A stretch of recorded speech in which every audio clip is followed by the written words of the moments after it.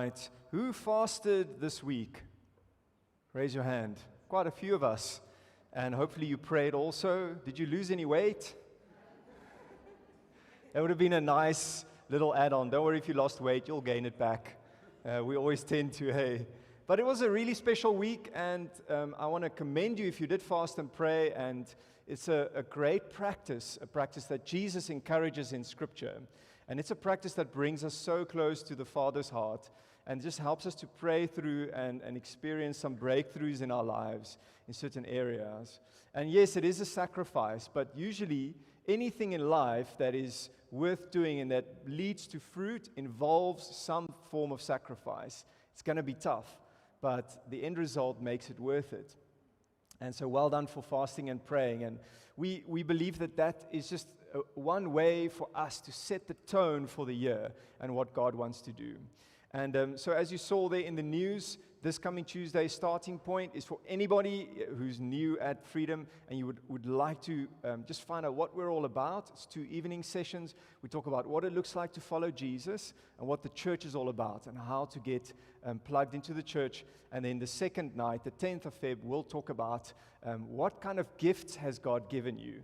How has He made you, and then how to serve and make a difference with those gifts. So to be a part of that, complete a Next Steps card. In every chair there's one of those, or text the church mobile, and we'd love to have you at starting point. Good. So if you didn't get a piece of Lego as you walked through the door, just raise your hand. You should all have a piece of Lego. Hold it up if you have it.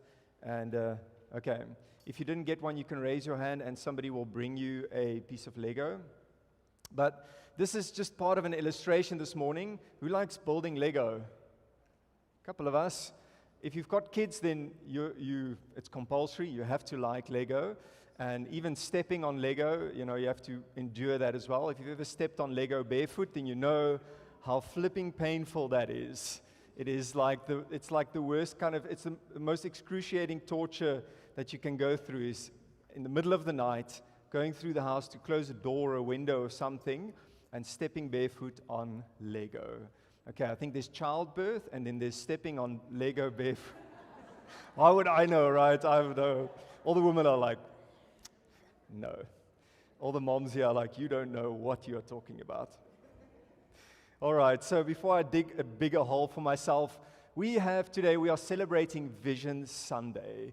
And this is once a year, but it's something that is really important. And I want to spend, in fact, this 5-week period, talking about this and God's picture for us as a church and what He has in mind for us this year.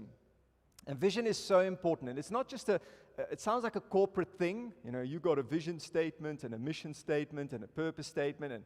And it sounds very corporate. It sounds like marketplace talk. But you'll see when you look through Scripture, there's actually a lot that is said about having a vision or a picture or somewhere that you're going. Abram was given a vision, for example, by God of a big nation that would come forth out of him. And he said, look up at the stars. So there was some vision that was planted in his heart, right? God said to Moses, you will take my people out of Egypt to the promised land. There was this vision, this picture of a land flowing with milk and honey. He had to have a vision to keep moving forward. Another way to think of a vision is a picture of a preferred future. A picture of a preferred future. So, ek gaan nou 'n bietjie uit die huis uit praat, but this next slide is a picture of our kitchen. Not too bad, hey? But it's looking a little old and tired, isn't it? And this is after we've tidied it up, by the way. Your kitchen does not most of the week look like that. But we had a look at this kitchen and we thought, this kitchen needs something fresh. It needs a makeover. And so we've been hard at work, mostly me actually. Mos when you get married, then word jy 'n mens. Because your wife says, weet 'n mens kan mos hierdie en daai doen. Nee, all the men know that. Jy word 'n mens. So husbands know the feeling. Jy is daai mens. Okay, you are that mens. You are going to do that. So most of it was my work. My wife did help. She painted 1 or 2 things. Are you ready to see the finished product? All right, bus driver, move that bus. Hey, do you like it? This would be cool. if it was true. So yes, I just lied to you. This is in fact ChatGPT's rendition of what our kitchen could look like. And we are inspired by it, I will tell you, and we've started ordering material. So watch the space. We haven't given up. But this is what Chat can do for you. Obviously, you're going to take some pictures when you get home of some tired old rooms and just do a makeover with them. But it gets you dreaming, right? I know you seem a little disappointed. You didn't really do a makeover. But go back to that picture, please. But that is a picture of a preferred future. All right. We got that on our phones, Yanni and I, and we keep that in front of us. We keep looking at it from time to time as we plan this makeover because we know that's the vision. When we lose track of that, when we forget that, it's going to be all over the place. She's going to buy that paint. I'm going to buy those cupboard handles. We're going to go crazy. And it's going to be democrat. It's going to be a mess. But when we keep the same vision, the same picture of the preferred future in front of us, it keeps us moving in the same direction. And the same is true for church. God says, I want you to catch a glimpse, a revelation of the kitchen that I'm busy with. Right? I want you to see the final picture. I want you to see what I'm busy building. And then join hands with me to build that. And it'll keep you from getting distracted, getting sidetracked. It'll keep you from losing focus. Vision helps you to stay on track. And so what we want to look at this morning is that specific vision, what God has in store for us. And this is so important. Proverbs 29 verse 18 says, where there is no vision, the people perish. If you've ever seen that in an organization, where an organization slowly dies due to organizational rot or cultural breakdown or just the mismanagement of funds or something like that, there's all sorts of reasons why organizations fail and even churches fail, is often because of a lack of vision. Because when there's no vision, then anything goes. And then everybody makes up their own mind. We need to have a clear picture of a preferred future, a vision that God has for us. And I don't know about you, but we love renovating, we love designing things, we love coming up with ideas. And in essence, we all like that. We all have, in essence, a design in mind for our lives. You design your outfit before you walked out the door. Hopefully you didn't just open your cupboard, close your eyes, and randomly pick clothes. Likely not. Right, the ladies, you were thinking about that 2 nights ago already. You were already wondering, what am I going to wear on Sunday morning? Am I right or am I wrong? And you designed your makeup, you thought it through. Most of us designed the kind of life that we like to live. We have an idea of what we want, and we work our way towards that, you know. If you want an expensive lifestyle, well, you've got to make more money, right? If you want a house by the beach, you've got to make lots more money, right? So there's this idea in our head, this design, this lifestyle we choose. And you could say that every human being actually has their own designer life. And the same is true for the church. God actually has a design for the church. He has the blueprints, He has it figured out, and He's busy building that design. He's busy working on that. And it is so special because every single church, and I've been in many, every single church has a unique design. The church we were in previously in Riversdale is very different from this church, even though we belong to the same Assembly of God family. By the way, today they are inducting their permanent new campus pastor, praise God, which is a real answer to prayer. And Gert and Alet Kriel are coming from Kuruman. I don't know where that is, but sounds like a cool place. Kuruman, and they've moved down to Riversdale. They're being inducted today. Finally, a year and a half later, somebody permanent is in the pulpit, which I praise God for. But Riversdale AOG, Leefgemeente, is very unique, very different from this. And there are similarities. Yes, we all worship mostly the same song. We read the same Bible. There's lots of similarities. But I can promise you, no two churches in South Africa or in the world are quite alike. Every single one is very unique. And that just goes to show God's beauty in diversity and in His design in the church. And so this church, even Freedom Church, if we can use this little palette as an example, this is God's unique design, if this represents our church. And He's picked the colors, He's picked the people, He's picked where He wants them to go. He's thought of the community that we're in, and God is busy building that. And He says, that's my church. And I want you to come on board, and I want you to catch a glimpse and a vision of what I'm building. And that's the challenge for us this morning. Jesus said in Matthew 16:18, I will build my church, and all the powers of hell will not conquer it. Let's pray. God, we thank you that you are building your church. It is a unique and a beautiful design, and we want to be a part of it, God. We don't want to miss out, Lord, so give us a glimpse of your preferred future. Give us a revelation from heaven this morning, Holy Spirit, and open our hearts, Lord God, to respond to that vision, to take action based on that vision, Lord God. May we be willing to lay aside other things so that your church can be built. In Jesus' name, amen.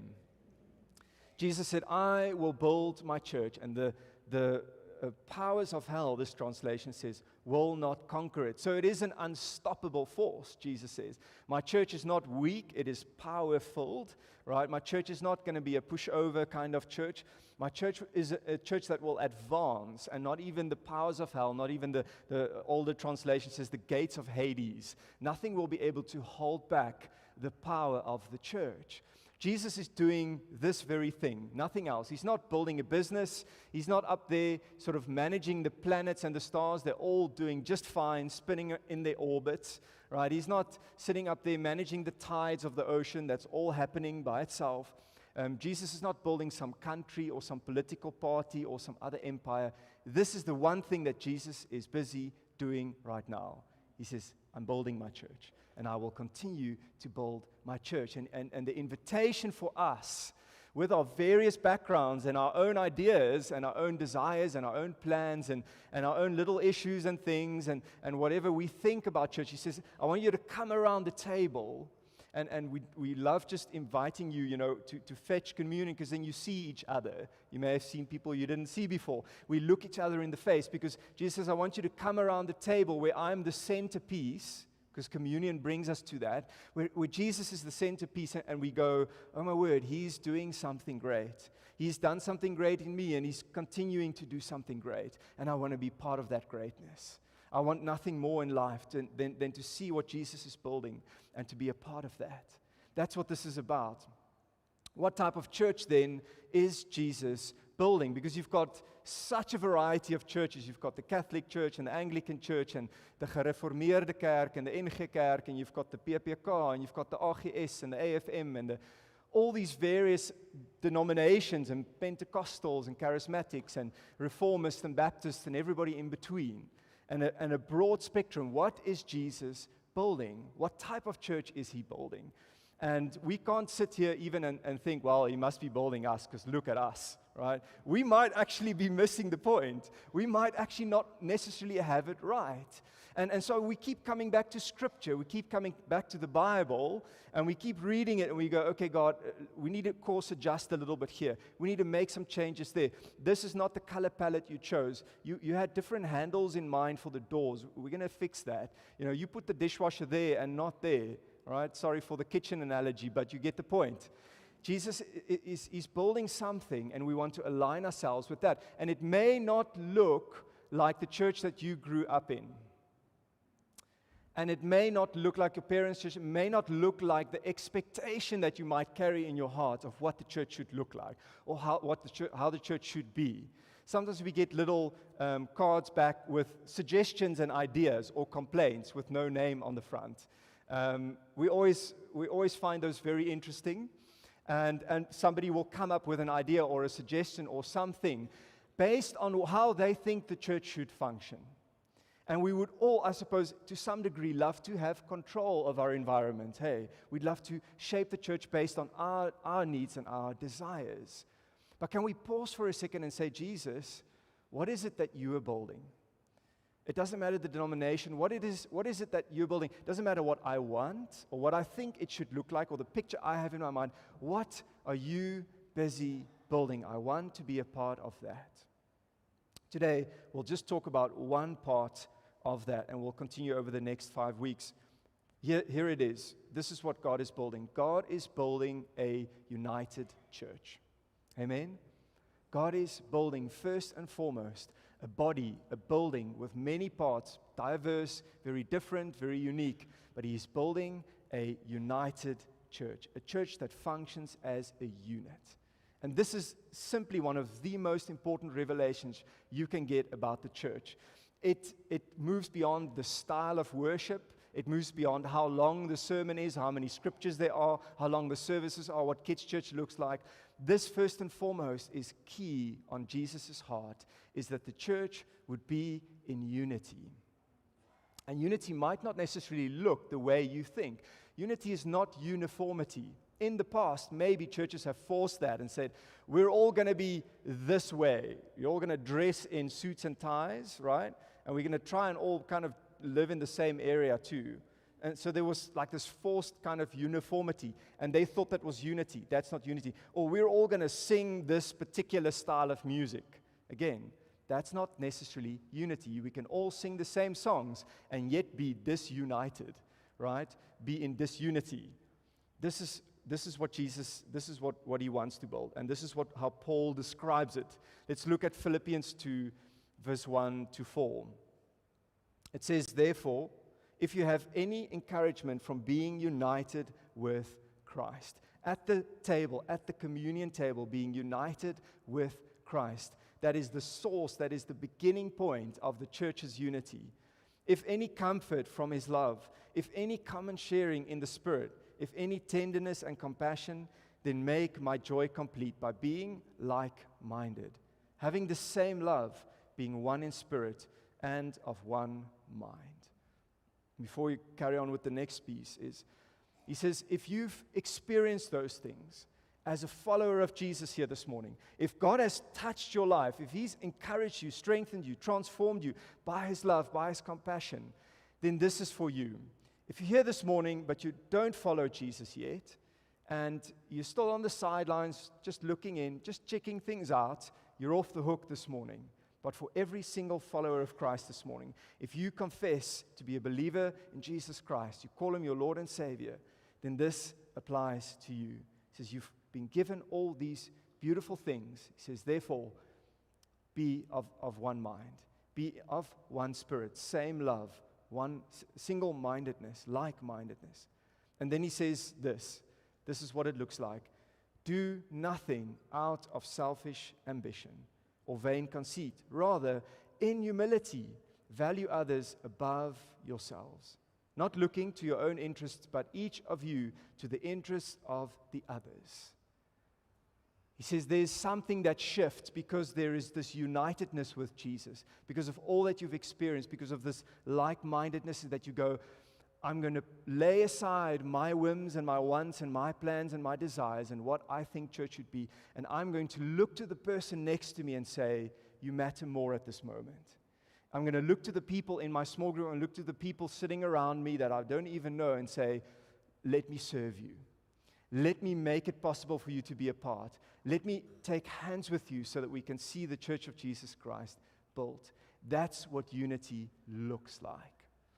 Being willing to lay aside what I want. And this is so important because if you see yourself as just a sort of a loose component, and we could think about it with these Lego blocks, right? Sometimes we think of church as, here's Freedom Church, and we see this kind of finished picture. It looks really bright, and it looks really neat, and it seems all right when you walk through the doors on a Sunday morning, and, there's people in shirts serving everywhere. Everything seems to be humming, right? Everything seems to be working. It's cool, right? And so we often just sort of attach ourselves, sprinkle ourselves into the picture like that. Sort of, I'm here, I'm there, right? And it's great because I'm enjoying the benefits of what God is busy building here. But when Sunday's over, well, I kind of move along with my life. But that's not what unity is. That's not what Jesus had in mind. And here's why that's important. Look now at Romans 12, verse 4 to 5. He says, just as our bodies have many parts, and each part has a special function, so it is with Christ's body. We are many parts of one body, and we all belong to each other. Would you turn to somebody and say to them, I belong to you?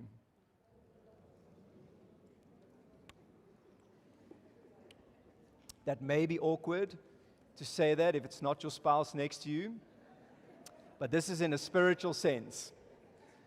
It's in a spiritual sense in the way that the Holy Spirit binds us together in one body. And I'm hoping that when you got up this morning, you have one body. You didn't find an ear. Oh, there's my ear next to the bed. Oh. You know, like the potato man in Toy Story where like the parts come off. That hopefully when you got up this morning, there wasn't like a toe missing. Honey, have you seen my toe? And you're like under the bed and, you know, that would probably be your wedding ring or an earring or something, but definitely not a body part. If that's happening, see a doctor immediately. Something's wrong. All your ligaments and your body parts are hopefully still attached. And yeah, they might not look the same the older you get, but boy, they better be a part of one unit, right? And they have functions, and when one of them no longer functions as well as the others, then stuff starts to not work. So like they have functions, they have a part, that they have a role that needs to be played. And what Jesus is saying is that you're not loose appendages in my body that just sort of, you know, flowed through the church. He says, no. This is a belonging thing. You belong in this canvas, in this picture. You belong in this design that I have for the church. You are meant to be a part of. You're meant to be in there because you have a function. You have a role to fulfill. And you need to discover what that function is. That's what we talk about in Starting Point. You need to figure out how God has made you so you can find your function in the body. Next, we'll look at 1 Corinthians 12, verse 26, which is a very expansive part about the body of Christ. And Paul says this in verse 26, if one part suffers, all the parts suffer with it. And if one part is honored, all the parts are glad. You see, there's such an interconnectedness that even as these prayer requests were prayed, and some people are suffering in our church and facing hardship, it is actually something that influences the rest of the body. We suffer together. And when we celebrated those praise reports, the body was glad.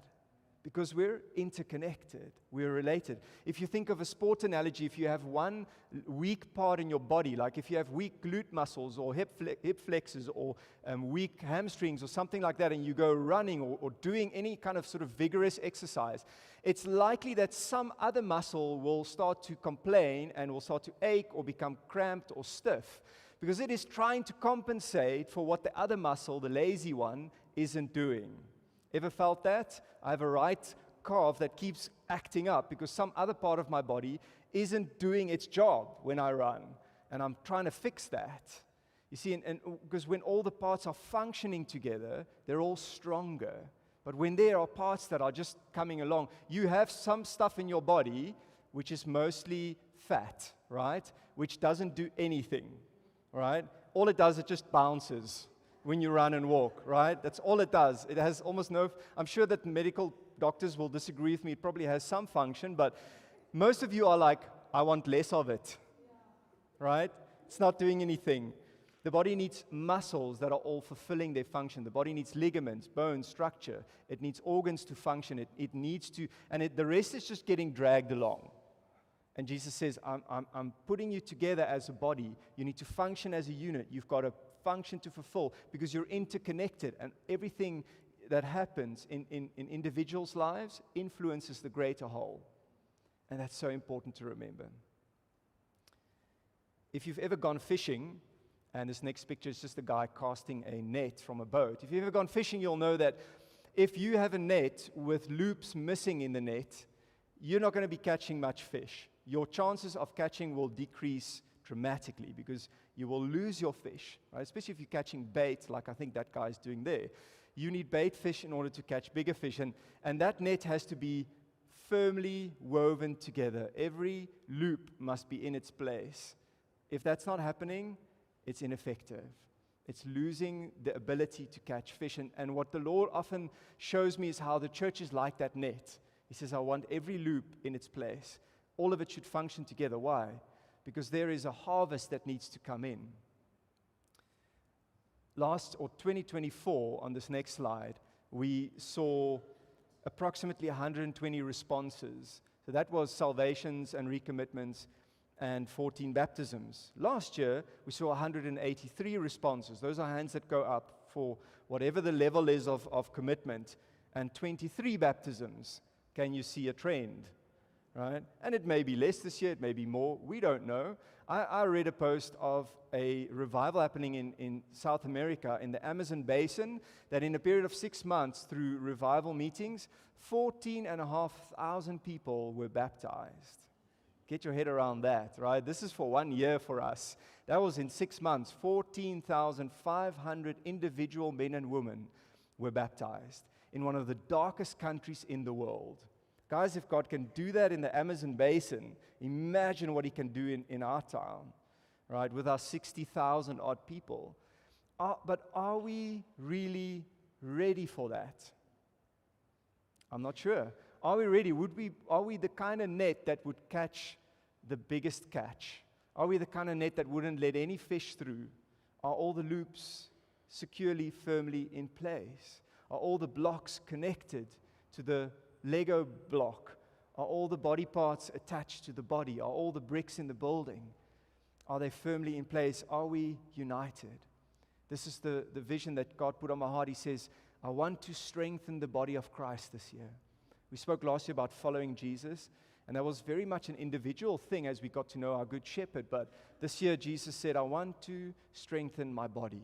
The body of Christ must be ready for the harvest. And we don't know what that would look like, but all I know is that this is Jesus' prayer. Look at His prayer. John 17, He says this, verse 20 and 21. I am praying not only for these disciples, those with Him, but also for all who will ever believe in me through their message, including you. I pray that they will all be one. I pray that they will all be one, just as you and I are one. As you are in me, Father, and I am in you. And may they be in us so that the world will believe you sent me. The power of the church in unity it's an unstoppable force to reach the lost. And Jesus' prayer, this very prayer, is a prayer that you and I get to answer. Ever thought about that? It's not many of those. This is the one I know about. This is the prayer that Jesus prayed, that Freedom Church, where you are seated, we get to answer this prayer. We get to commit. The theme for this year is set free. And this is, again, very much on an individual level, but also corporately as a church, as God wants to free us from things that hold us back from that incredible unity and the work that He wants to do through us. There's so much freedom that still has to take place in us. We're called Freedom Church, but we're definitely a work in progress, right?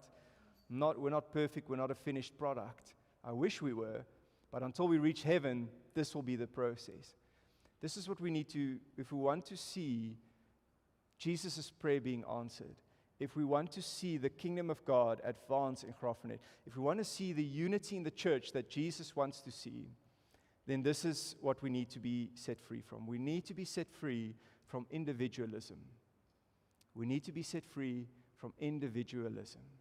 If you don't know what that is, that's basically I'm focused on me and myself and my needs and what I want. And I come to church just to be served so that I can get fed.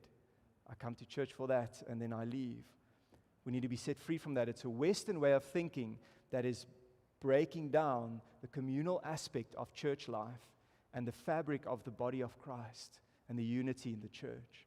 We need to be set free from individualism. I want to invite the band to come on up.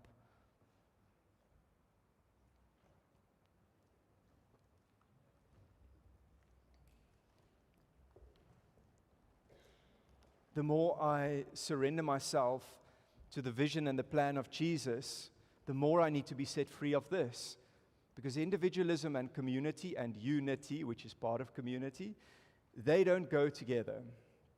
Our Western society has preached for far too long that the rights of the individual matter. Yes, they do, but never at the expense of the health of the community. I praise God for the community in Graaff-Reinet, which is a wonderful unit of people that still mingle together and see each other and cross boundaries and cross racial divides. There's a lot of that happening. There's lots more to be done, but I praise God for what's already visible in Graaff-Reinet and here in this church, because we're a wildly diverse group of people. But I know that there is still a lot of individualism in me that God wants to set me free from, and perhaps in you as well, where it's more about your own needs and your own desires compared to what the church needs. So here's what I want to ask you to do, is unite yourself with the church Jesus is building. Unite yourself with the church Jesus is building here in Graaff-Reinet. And it may just be one step. You might be brand new here. Maybe your one step is just to say, I'll come back next Sunday. Maybe your one step is to say, I've been around here. I think it's time I hang back for coffee after the service and meet some people. Maybe your one step is to say, I've been attending this church for a year. I think it's time my partner let me do Starting Point. Maybe your one step is, hey, I've been enjoying the sermons. I've been sitting and partaking in all of this beautiful fellowship. It's time that I start serving. Maybe it's time to join a small group and build into community. Sign up and become part of a life-giving small group. Maybe it's to lead a small group. Whatever that is, I want you to take that Lego block that was given to you as you entered the door and just hold on to it for me. And just ask the Lord, what is that one step that you want me to take? Maybe it's to start giving financially, to start tithing at Freedom Church. Maybe it's to start praying for the church. Maybe it's to start coming to youth. Maybe it's time to start coming to young adults. What does that next step look like for you? Because this morning, God is challenging you to come and build His church with Him, to be set free from individualism and to see God's kingdom come on this earth. Won't you stand with me this morning?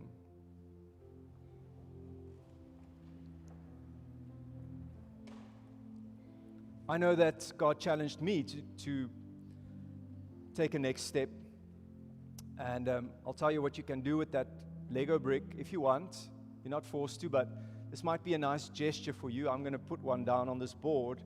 And my next step this year is to develop more leaders, to intentionally develop and shape leaders in Freedom Church, something I haven't put time and attention into. I want to come through this closing song, and I'm going to put my brick down on this big pallet here in front. I want to invite you to do the same. If you've got your brick in hand and you know God is speaking to you, it's time to get plugged into the body. It's time to become in unity with Freedom Church. Walk to the front. Don't worry. It's not a show. It's not so that everybody can see you. It's just between you and God. And as we sing the song, plug down that Lego brick as a sign of commitment to God. But if that's not for you, you're not ready yet, I understand. On your way out afterwards, you can drop that at the info desk. That's fine. Or you can take it home if you want. But that's a way for us to commit to God and to say, Lord, what you are building matters far more than what I'm building and what I want in this life. So we're going to sing Resurrender, and as we do that, come on forward, and then I'll close in prayer. Thanks, Christy.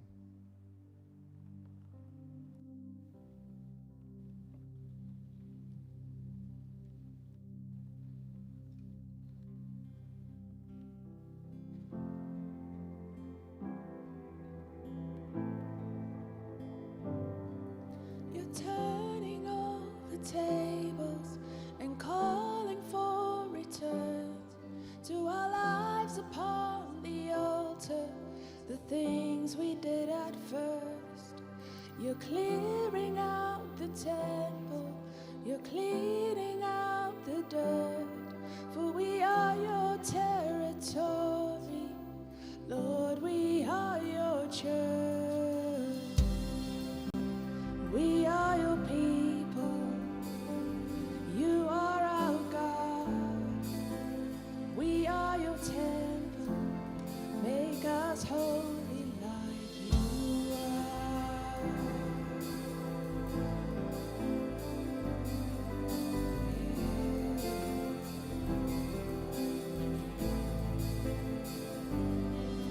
You see a holy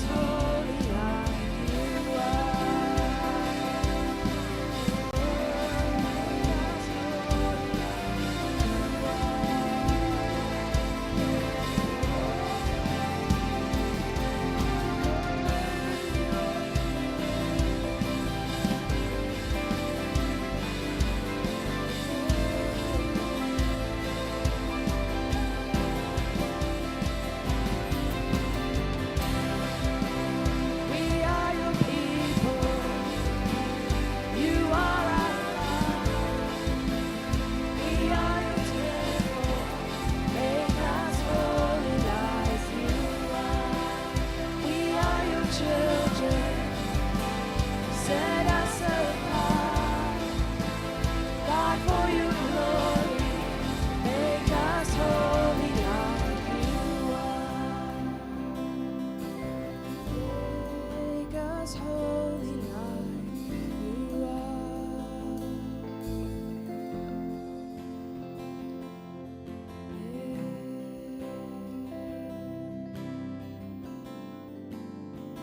Holy like you are. Let's sing, we are your people.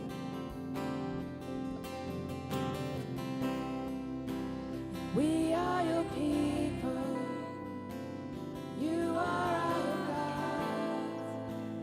We are your temple. Make us holy like you are. We are your children. You set us apart, God, for your glory. Make us holy like you are. We are your people. You are our God. We are your temple. Make us holy like you are. We are your children. You set us apart, God, for your glory. Make us holy like you are. Make us holy like you are.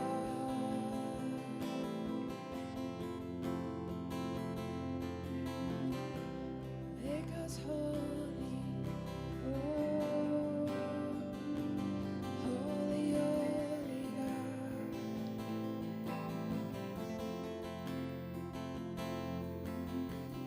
There's freedom here in your presence.